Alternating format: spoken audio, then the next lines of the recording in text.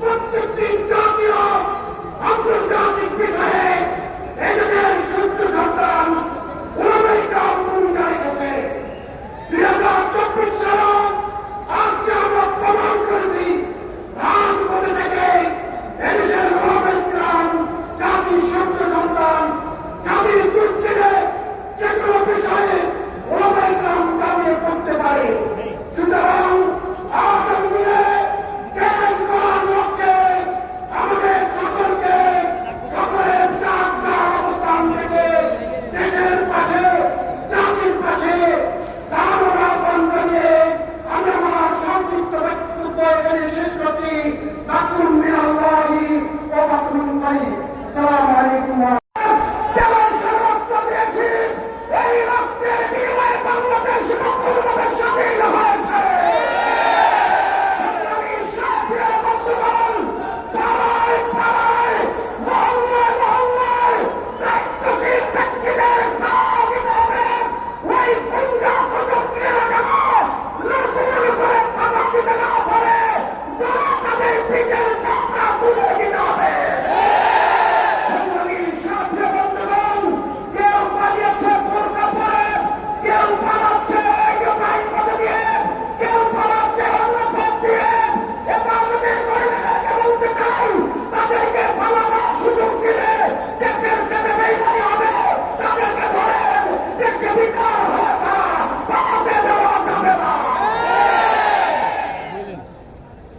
এই মুহূর্তে বক্তব্য রাখেন হেফাজতে ইসলামের অন্যতম নেতা জনাব মৌলানা জয়নুল আবেদিন।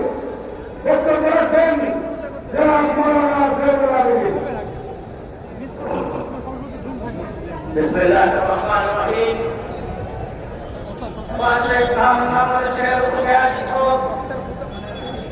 আজকের বিশাল জনসমাবেশের সামান্য সভাপতি হেফাজতে ইসলাম বাংলাদেশের কেন্দ্রীয় কমিটির সম্মানিত নেতৃবৃন্দ, সম্মানিত দেশবাসী, আমরা দীর্ঘ 50 বছর আওয়ামী লীগ শাসনের অর্থে বন্দী ছিলাম। আমাদের বাক স্বাধীনতা থেকে শুরু করে ধর্মীয় স্বাধীনতার প্রথম আওয়ামী ব্রিটিশ সরকার হরণ করেছিল। আন্দোলনের কারণে আজকে আওয়ামী ব্রিটিশ সরকার আমাদের কাছ থেকে বিদায় নিয়েছে। এজন্য ছাত্রদলকে ধন্যবাদ জানাচ্ছি।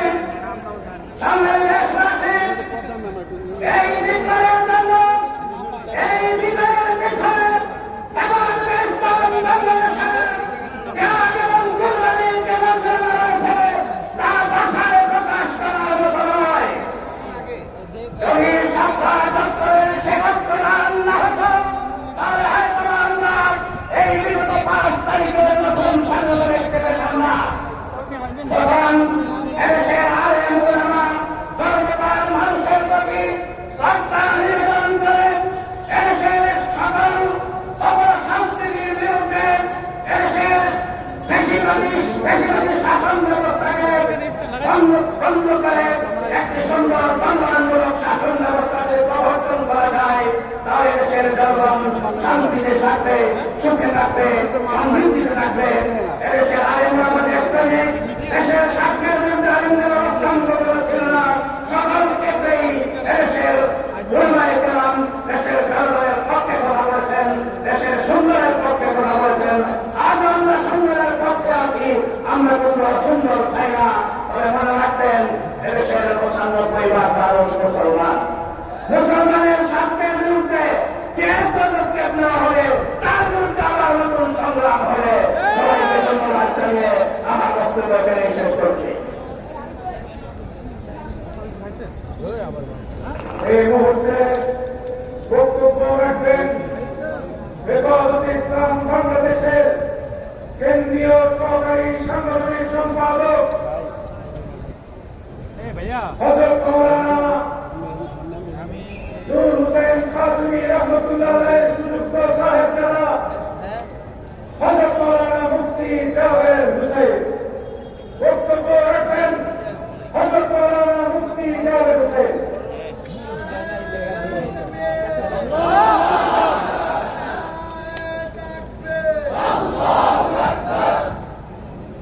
الحمد لله والصلاة لله أما بعد فأعوذ بالله من الشيطان الرجيم بسم الله الرحمن الرحيم إن تنصروا الله ينصركم ويثبت أقدامكم صدق الله مولانا العظيم হেফাজত ইসলাম বাংলাদেশের উদ্যোগে আয়োজিত আজকের এই শান্তি সমাবেশ সম্মেলনের সম্মানিত সভাপতি, মঞ্চে উপস্থিত বাংলাদেশের এবং হেফাজতে ইসলামের শীর্ষ নেতৃবৃন্দ এবং প্রিয় তৌহিদি জনতা, আজকে আমরা অতীতেও আমরা এই বাইতুল মুকাররমে শেখুল ইসলাম আল্লামা শাহ আহমদ শফি রহমতুল্লাহি আলাইহি শেখুল ইসলাম আল্লামা ইসলাম নবী রহমতুল্লাহি আলাইহি আল্লামা নূর হোসেন কাসিমি রহমতুল্লাহি আলাইহি সহ আমাদের যে সকল মুরব্বীরা দুনিয়া ছেড়ে চলে গেছেন, আমরা ওই সকল মুরব্বিয়ানে কেরামের রফায়ে দারাজাতের জন্য আমরা আল্লাহ রাব্বুল আলামিনের কাছে দোয়া করি। আল্লাহ রাব্বুল আলামিন আমাদের সকল মুরব্বিদের দারাজাতকে বুলন্দ করে দেন।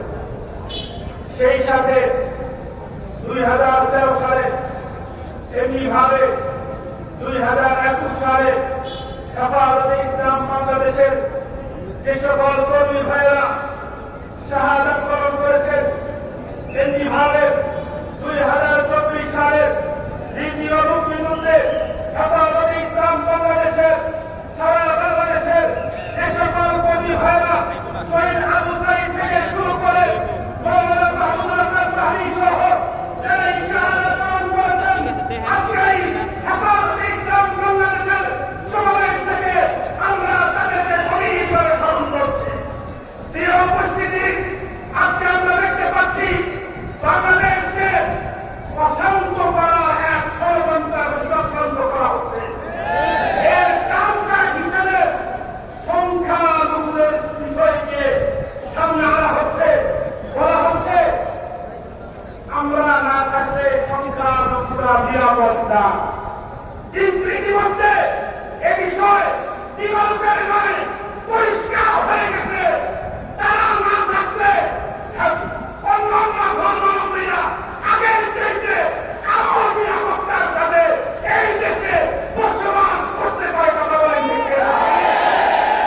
এই জন্য যারা সংখ্যালঘুদের দাম কাটিয়ে জাতির মধ্যে বিভক্তি দরকার, আমরা হেফাজতের প্রত্যেকটা কর্মীকে আমাদেরকে এই ব্যাপারে সজাগ থাকতে হবে। এবং সেই সাথে সর্বশেষ কথা, আমরা আমাদের আরেক উৎসাহ সবকিছু আছে, তবে আমাদের সকলের ক্ষেত্রে আমাদের আহ্বান থাকবে, আমরা হেফাজতে ইসলাম বাংলাদেশের যে সকল মুরব্বিয়ান কেরাম আছেন, ওনাদের নির্দেশের বাহিরে দিনের আবেগ, দিনের উৎসাহ দ্বারা কোনো কিছু করবো না। আল্লাহ রাব্বুল আলামিন আমাদের এই সকল মুরব্বিয়ান কেরামের নেতৃত্বে আগামী দিনে হেফাজতে ইসলাম বাংলাদেশের হাতে শক্তিশালী করে আমাদের কার্যক্রমকে পরিচালনা করার তৌফিক দান করুন। আমিন। ওয়া আখিরু দাওয়ানা আলহামদুলিল্লাহি রাব্বিল আলামিন। করতে হয় না, লোকাল বেশি উঠে আপনাকে রাখতে হয়, এদিকে বসে থাকতে হয়। খোদার কসম, লোকাল বেশি উঠে গেছে, বেশি দিন না ডুবে যাবে। এই ডুবে যাওয়ার পেছনে মূল অবদানটা আমি দেশবাসীর কাছে, ছাত্র জনতার কাছে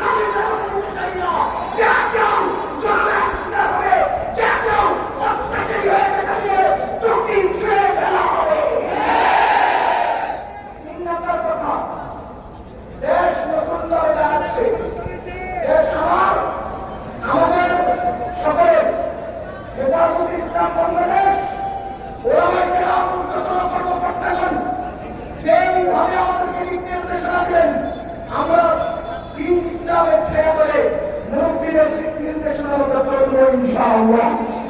আমরা হেফাজতে ইসলামকে কবুল করব, সকলকে আল্লাহ তাআলা দিয়ে দেবেন কবুল।